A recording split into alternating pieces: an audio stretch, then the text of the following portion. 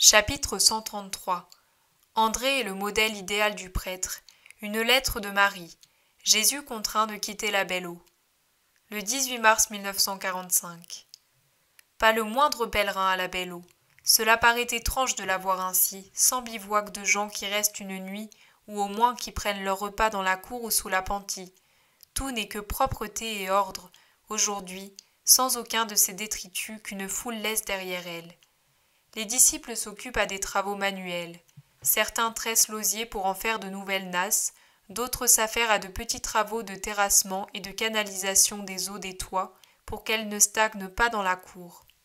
Debout au milieu d'un pré, Jésus émiette du pain pour les passereaux. Pas le moindre être vivant à perte de vue, bien que la journée soit sereine. De retour de quelques tâches, André s'approche de Jésus. « Paix à toi, maître. » « À toi aussi, André. Viens ici un peu avec moi. Tu peux rester auprès des oiseaux, tu es comme eux. Mais vois-tu, quand ils savent que celui qui les approche les aime, ils n'ont plus peur.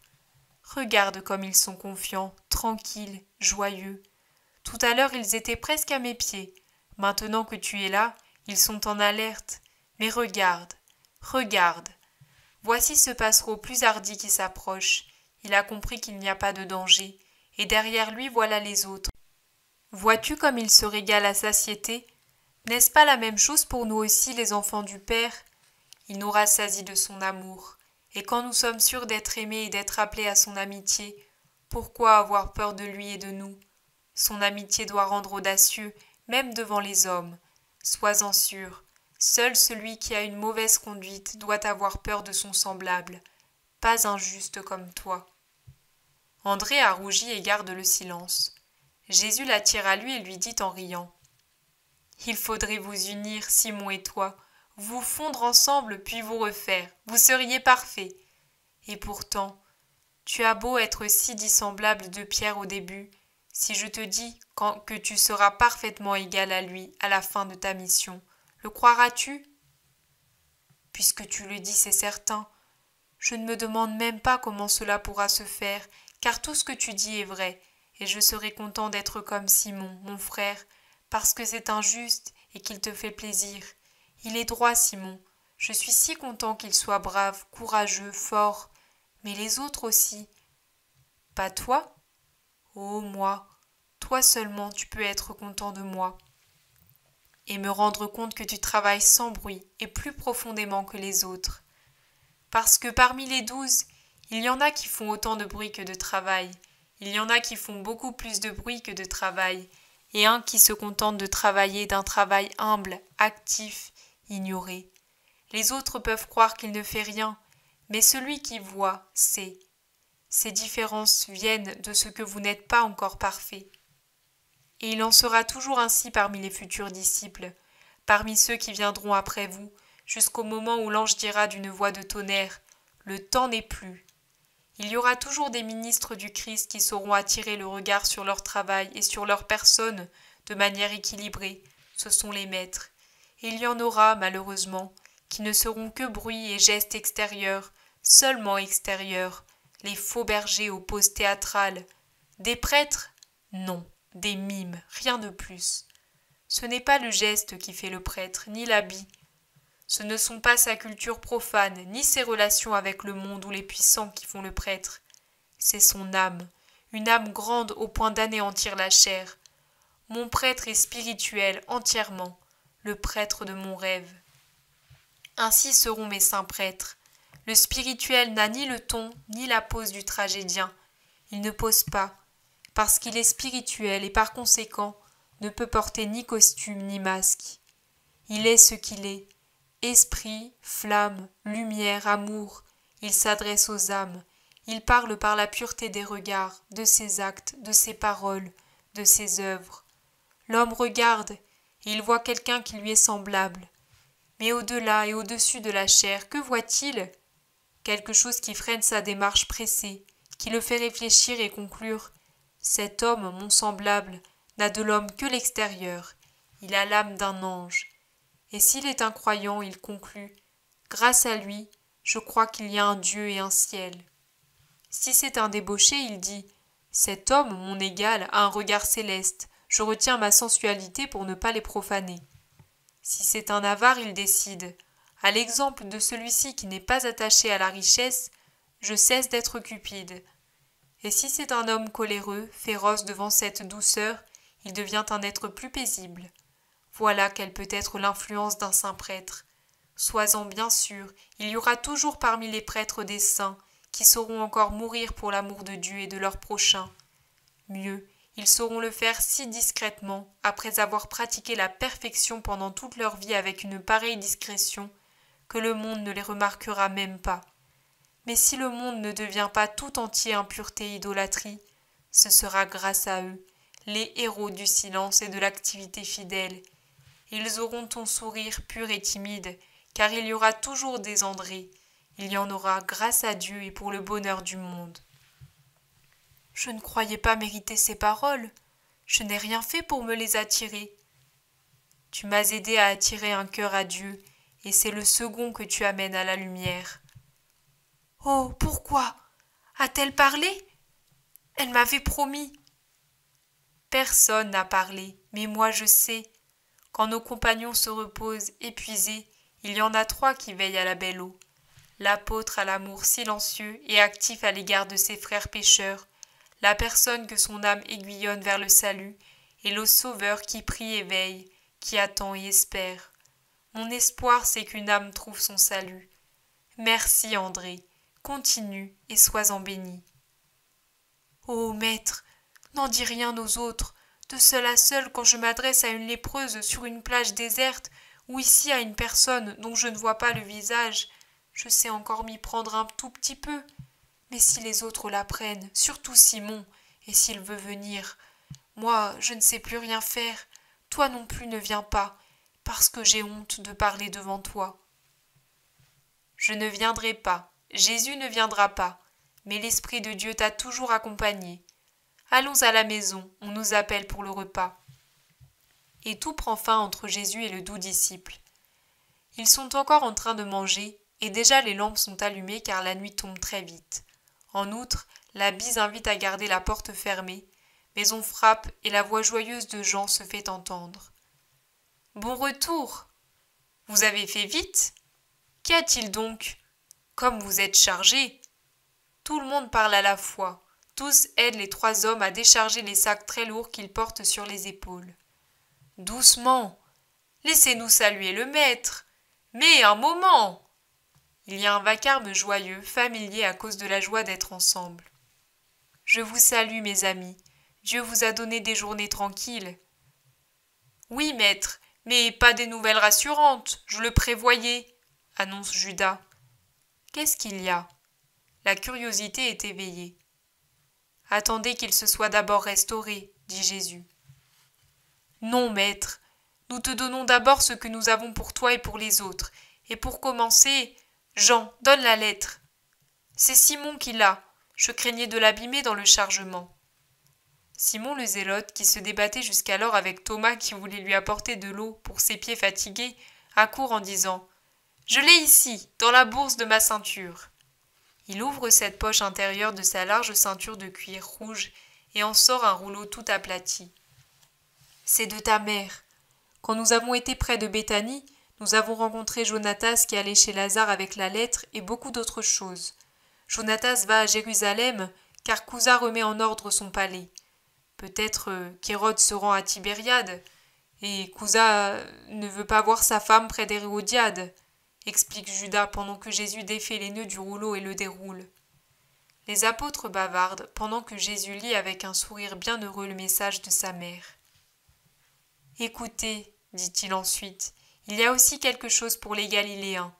Ma mère écrit « À Jésus, mon doux Fils et Seigneur, paix et bénédiction. Jonatas, serviteur de son Seigneur, m'a apporté de gentils cadeaux de la part de Jeanne, qui demande des bénédictions à son Sauveur pour elle, pour son époux et toute sa maison. Jonatas m'apprend que sur l'ordre de Cousa, il va à Jérusalem avec mission de rouvrir son palais de Sion. Je bénis Dieu de cela, car je peux te transmettre mes paroles et mes bénédictions. Marie, femme d'Alphée et Salomé, envoient aussi à leur fils baisers et bénédictions. Et puisque Jonatas a été bon outre mesure, il y a aussi les salutations de la femme de Pierre à son mari lointain, et même des familles de Philippe et de Nathanaël. Toutes vos femmes, ô cher homme lointain, grâce à leurs travaux d'aiguille, du métier à tisser au jardin, vous envoient des vêtements pour ces mois d'hiver et du doux miel, vous recommandant de le prendre avec de l'eau bien chaude pendant les soirées humides. Prenez bien soin de vous, c'est ce que les mères et les épouses me disent de vous recommander, et je vous le transmets. Je le dis aussi à mon fils. Nous ne nous sommes pas sacrifiés pour rien, croyez-le bien. Profitez des humbles cadeaux que nous, qui sommes les disciples des disciples du Christ, donnons aux serviteurs du Seigneur, et donnez-nous seulement la joie de vous savoir en bonne santé. Maintenant, mon fils bien-aimé, je pense que depuis presque 1 an tu n'es plus tout à moi, et il me semble être revenu au temps où je te savais déjà là, car je sentais ton petit cœur battre dans mon sein. Mais je pouvais dire aussi que tu ne l'étais pas, puisque tu étais séparé de moi par une barrière qui m'empêchait de caresser ton corps bien-aimé, et je pouvais seulement adorer ton esprit, ô mon cher fils et adorable Dieu. Maintenant aussi, je sais que tu es ici et que ton cœur est à l'unisson du mien, jamais séparé de moi, même s'il est au loin, mais je ne puis te caresser, t'entendre, te servir, te vénérer, Messie du Seigneur et de sa pauvre servante. Jeanne voulait que j'aille chez elle pour ne pas rester seule pendant la fête des Lumières. J'ai cependant préféré rester ici avec Marie pour allumer les lampes, pour moi et pour toi.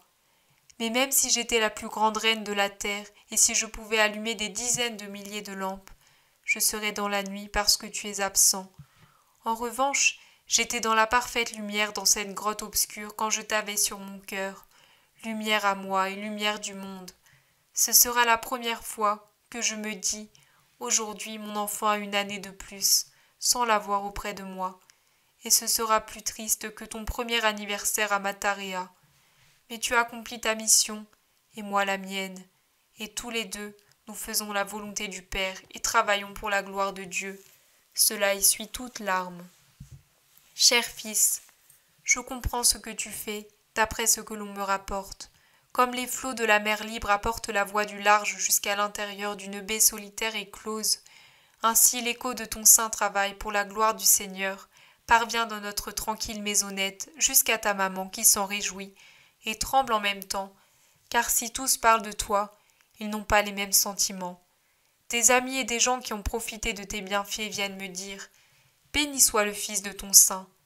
Mais il vient aussi certains de tes ennemis qui blessent mon cœur en disant « Qu'ils soient anathèmes ».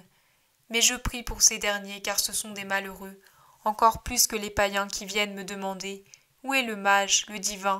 et ne savent pas que dans leur erreur ils disent une grande vérité, car vraiment tu es prêtre et grand selon les sens qu'avait ce mot dans notre ancienne langue, et tu es divin mon Jésus. Alors je te les envoie en disant « Il est à Béthanie, car je pense que c'est ce que je dois dire jusqu'à ce que tu me donnes d'autres instructions. Et je prie pour ceux qui viennent chercher le salut, pour ceux qui est mortel, afin qu'ils puissent le trouver pour leur âme qui est éternelle. Je t'en prie, ne t'afflige pas de ma douleur, elle est compensée par toutes les joies que m'apportent les paroles de ceux dont tu as guéri l'âme et la chair. Mais Marie a eu, et a encore une douleur plus forte que la mienne. Ce n'est pas à moi seulement que l'on parle.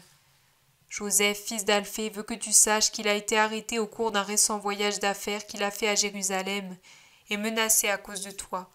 C'étaient des hommes du Grand Conseil. Je pense qu'il leur avait été signalé par quelque grand d'ici.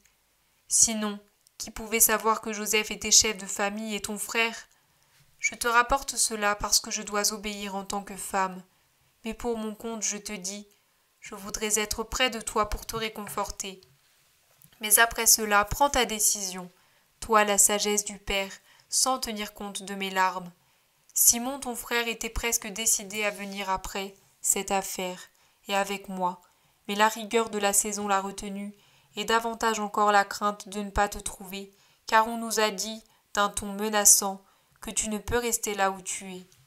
Mon fils, mon fils, mon fils adoré et saint, je me tiens les bras étendus comme Moïse sur la montagne, afin de prier pour toi dans la bataille contre les ennemis de Dieu et tes ennemis, mon Jésus que le monde n'aime pas. Ici Lia, femme d'Isaac, est morte, et j'en ai éprouvé du chagrin, car elle avait toujours été pour moi une bonne amie. Mais ma plus grande peine, c'est toi qui es loin et qu'on n'aime pas. Je te bénis, mon fils, et de même que je te donne paix et bénédiction, je te prie de les donner à ta maman. Ils viennent jusqu'à cette maison, ces effrontés, s'écrie Pierre. Et Jude s'exclame. Joseph pouvait se la garder pour lui, cette nouvelle, mais il était pressé de la faire connaître. Le cri d'une hyène n'effraie pas les vivants, dit sentencieusement Philippe. Le malheur, c'est que ce ne sont pas des hyènes, mais des tigres, ils cherchent une proie vivante, réplique Judas. Et se tournant vers Simon le Zélote, dis ce que nous avons appris. Oui, maître, Judas avait bien raison de craindre. Nous sommes allés chez Joseph d'Arimathie et chez Lazare, et là comme tes amis déclarés. Ensuite, Judas et moi, comme si j'étais l'un de ses amis d'enfance, chez certains de ses amis de Sion, et Joseph et Lazare te disent de partir tout de suite pendant ces fêtes. N'insiste pas, maître, c'est pour ton bien. Les amis de Judas ensuite ont dit « Attention, on a déjà décidé de venir le surprendre pour l'accuser. » Et cela précisément en ces jours de fête où il n'y a pas de monde. Qu'il se retire quelque temps pour tromper ces vipères. La mort de Doras a excité leur venin et leur peur, car ils éprouvent non seulement de la haine, mais aussi de la peur. La peur leur fait voir des choses qui n'existent pas, et la haine les fait aller jusqu'au mensonge. Ils savent tout, tout sur notre compte. C'est odieux. Ils défigurent tout, ils exagèrent tout, et quand cela ne leur paraît pas suffisant pour maudire, ils inventent. J'en suis dégoûté et accablé. Il me vient le désir de m'exiler, d'aller je ne sais pas où, loin, mais hors de cet Israël qui n'est que péché. Judas est déprimé. Judas, Judas, pour mettre un homme au monde, une femme travaille pendant 9 lunes. Toi, pour donner au monde la connaissance de Dieu, tu voudrais faire plus vite. Ce n'est pas 9 lunes, mais des millénaires de lunes qu'il faudra. Et comme la lune naît et meurt à chaque lunaison, d'où semble naître à nouveau, puis devenir pleine, puis décroissante, ainsi en sera-t-il dans le monde, tant qu'il existera. Il y aura toujours des phases de croissance et de décroissance de la religion, mais même quand elle semblera morte, elle n'en sera pas moins vivante, à l'instar de la lune qui continue d'exister quand elle paraît finie, et celui qui aura travaillé pour cette religion en tirera un grand mérite, même s'il ne reste sur la terre qu'un très petit nombre d'âmes fidèles.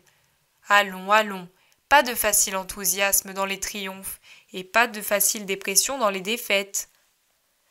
Néanmoins, par d'ici, nous ne sommes pas, nous, encore assez forts, et nous sentons que face au Sanhédrin nous aurions peur, moi du moins, les autres je ne sais pas, mais je crois imprudent de tenter l'expérience. Nous n'avons pas le cœur des 3 enfants de la cour de Nabuchodonosor. Oui, maître, ça vaut mieux. C'est plus prudent, Judas a raison. Tu vois que même ta mère est apparentée, et aussi Lazare et Joseph. Laissons les autres venir pour rien. Jésus ouvre les bras et dit « Qu'il soit fait comme vous le voulez, mais ensuite nous reviendrons ici.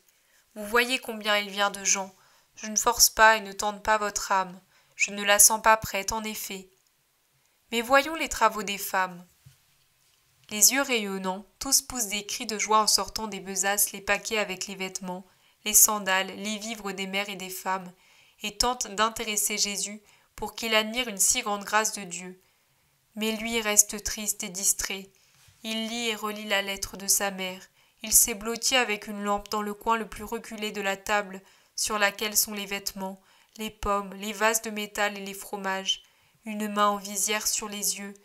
Il semble méditer, mais il souffre. « Mais regarde, maître, quel beau vêtement ma pauvre épouse m'a fait, et ce manteau avec un capuchon. Qui sait combien elle s'est fatiguée, car elle n'est pas adroite comme ta mère, dit Pierre qui jubile, les bras chargés de ses trésors. Ils sont beaux, oui, très beaux. C'est une brave femme, répond Jésus poliment. Mais son regard est bien loin des objets qu'on lui montre. Pour nous, notre mère a fait 2 vêtements doublés. Pauvre maman, ils te plaisent, Jésus? Ils ont une belle couleur, n'est-ce pas? Dit Jacques, fils de Zébédée. Très beau, Jacques, ils tireront bien. Regarde, je parie que ces ceintures, c'est ta mère qui les a faites. C'est elle qui brode si bien, et aussi ce voile doublé pour abriter du soleil. Je dis que c'est Marie qui l'a fait. Il est pareil au tien, mais pas le vêtement. C'est sûrement notre mère qui l'a tissé. Pauvre maman, avec toutes les larmes qu'elle a versées cet été, elle n'y voit plus bien et souvent le fil se casse. Chère maman. Et Jude embrasse le lourd vêtement d'un rouge qui tire sur le marron. Tu n'es pas joyeux, maître demande finalement Barthélemy. Tu ne regardes même pas les choses que l'on t'envoie. Il ne peut l'être, réplique Simon le Zélote. Je réfléchis. Mais refaites les paquets. Mettez tout en place. Ce n'est pas le moment de se faire prendre, et on ne nous prendra pas. Quand la nuit sera avancée au clair de lune, nous irons à Doko, puis à Béthanie. Pourquoi à Doko ? Parce qu'il y a une femme qui meurt et qui attend de moi sa guérison. Ne passons-nous pas chez le régisseur ? Non, André, chez personne. Ainsi personne n'aura besoin de mentir en prétendant ne pas savoir où nous sommes. Si vous tenez à n'être pas poursuivi, moi, je tiens à ne pas créer d'ennui à Lazare. Mais Lazare t'attend, et nous allons chez lui, ou plutôt, Simon, nous logerais-tu dans la maison de ton vieux serviteur ?